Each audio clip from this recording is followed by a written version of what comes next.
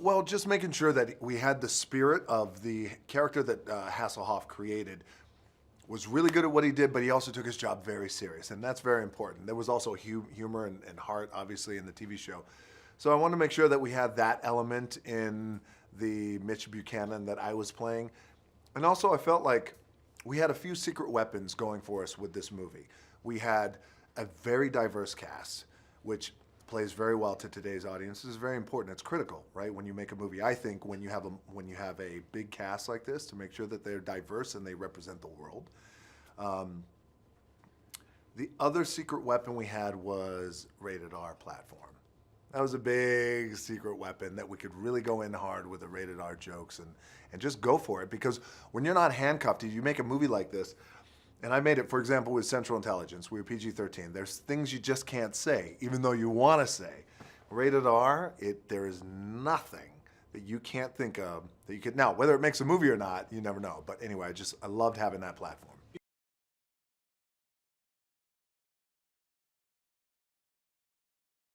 So that's a great question. So there's two parts of that. The A part to that is, I think, just is settling in and everyone agreeing on the tone of the movie. And the tone of the movie is, those guys are my buddies, but we weren't making chips, right? We're not that tone. We're gonna be this tone, where we're more serious, where we're gonna be able to call ourselves the Avengers of the Beach. We're just really fucking dysfunctional.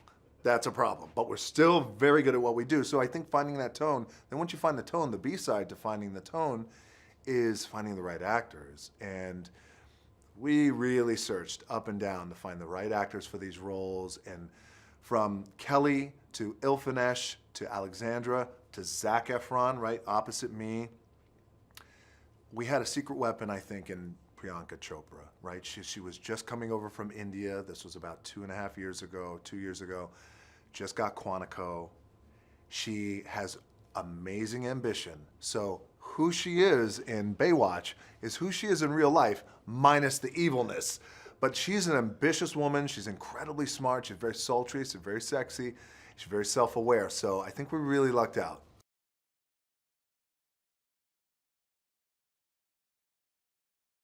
No, I was really aware of that, though, because we shot exterior and we're on these beaches and we have, of course, hundreds and hundreds of extras, but you have thousands of people who are watching, by the way, that you never see them in the movie, but they're obviously watching, they're lining up the streets, and you're all day long, paparazzi everywhere.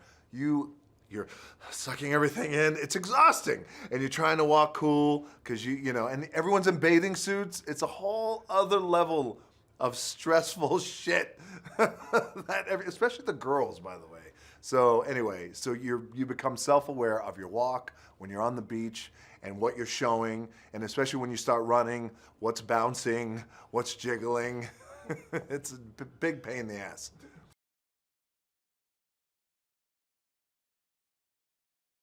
I think because they love the TV show, right? And so they love the TV show. I think it's so funny because I was a fan of the TV show. I really loved it and appreciated it so much more years later.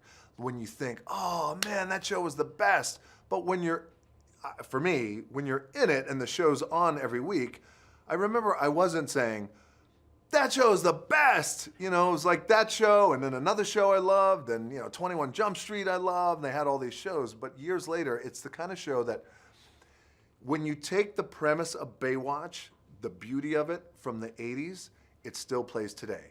Even if we weren't making a movie, the premise of the lifeguard community saving lives and kicking ass and being sexy because they're on the beach, that happens in beaches all across the world. So I think that's why.